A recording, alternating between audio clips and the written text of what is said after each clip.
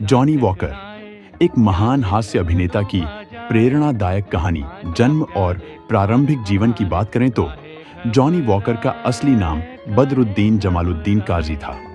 उनका जन्म 11 नवंबर 1920 को इंदौर में हुआ था। मध्य प्रदेश में एक मुस्लिम परिवार में हुआ था। उनका परिवार बहुत साधारण था और उनकी आर्थिक स्थिति अच्छी नहीं थी। जॉनी वॉकर के पिता इंदौर के एक मिल में काम करते थे, लेकिन जब मिल बंद हो गई तो परिवार को आर्थिक कठिनाइयों का सामना करना पड़ा। इस वजह से उनका परिवार मुंबई चला गया।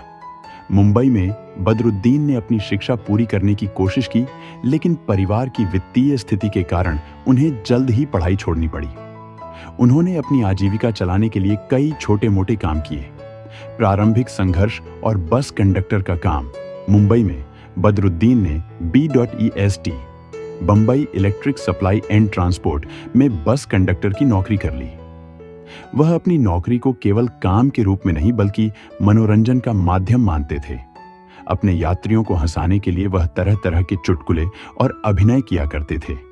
उनके अंदर छिपा हुआ हास्य कलाकार धीरे धीरे लोगों के सामने आ रहा था। बॉलीवुड में प्रवेश किस तरह से आए? बदरुद्दीन का बॉलीवुड में प्रवेश किसी प्रेरणादायक कहानी से कम नहीं था। किस्मत ने उनकी मदद तब की जब प्रसिद्ध फिल्म निर्माता निर्देशक गुरुदत्त ने उन्हें देखा। कहा जाता है कि गुरुदत्त एक दिन अपनी फिल्म के लिए नए चेहरों की तलाश कर रहे थे। उसी दौरान उन्होंने बदरुद्दीन को उनकी बस में यात्रियों का मनोरंजन करते हुए देखा। गुरुदत्त उनकी कॉमिक टाइमिंग और अभिनय से प्रभावित हुए। गुरुदत्त ने बदरुद्दीन को अपनी फिल्म बाजी 1951 में एक छोटा सा रोल दिया। यहीं से बदरुद्दीन का नाम बदलकर जॉनी वॉकर रखा गया। यह नाम लोकप्रिय शराब ब्रांड के नाम पर रखा गया, क्योंकि बदरुद्दीन अक्सर एक शराबी की भूमिका बड़ी कुशलता से निभाते थे। जॉनी वॉकर के अभिनय की खासियत की बात की जाए तो जॉनी वॉकर ने हिंदी सिनेमा में हास्य कलाकार की नई परिभाषा गढ़ी। उनकी अदायगी में सहजता, मासूमियत और चुटीली हाजिर जवाबी थी। उनका उद्देश्य दर्शकों को केवल हंसाना नहीं बल्कि गुदगुदाना और एक सशक्त संदेश देना भी था। वह शराबी, गरीब आदमी और मजाकिया मित्र जैसे चरित्रों को अपने अभिनय से अमर कर गए। प्रमुख फिल्में और किरदार जॉनी वॉकर ने अपने करियर में 300 से अधिक फिल्मों में काम किया।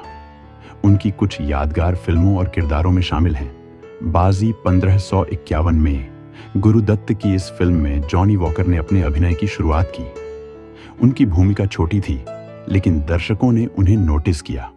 CID 1956 में इस फिल्म में जॉनी वॉकर ने कहीं पे निगाहें कहीं पे निशाना गाने के जरिए एक अमिट छाप छोड़ी। प्यासा 1957 में गुरुदत्त की इस कालजयी फिल्म में जॉनी वॉकर का किरदार सर जो तेरा चकराए आज भी लोगों को गुदगुदाता है।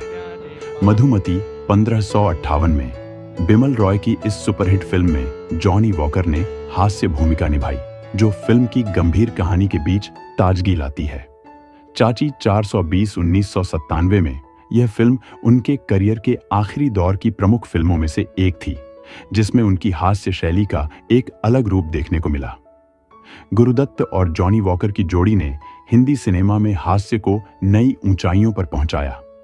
गुरुदत्त ने जॉनी वॉकर को हमेशा अपनी फिल्मों में विशेष स्थान दिया। जॉनी वॉकर ने गुरुदत्त की फिल्मों में न केवल हास्य प्रदान किया, बल्कि कहानी को मजबूत बनाने में भी योगदान दिया।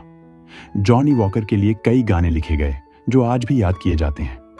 सर जो तेरा चकराए, प्यासा, ए दिल है मुश्किल जीना यहाँ, CID और जंगल में मोर नाचा, मधुमती जैसे गाने उनके अभिनय की प्रतिभा को दर्शाते हैं।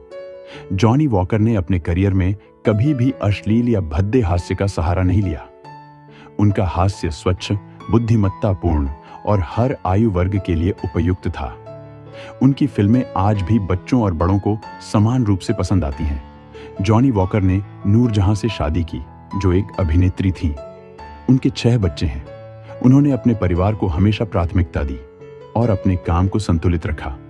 जॉनी वॉकर ने 1980 के दशक में फिल्मों से धीरे धीरे दूरी बना ली। वह अपने परिवार के साथ समय बिताने लगे।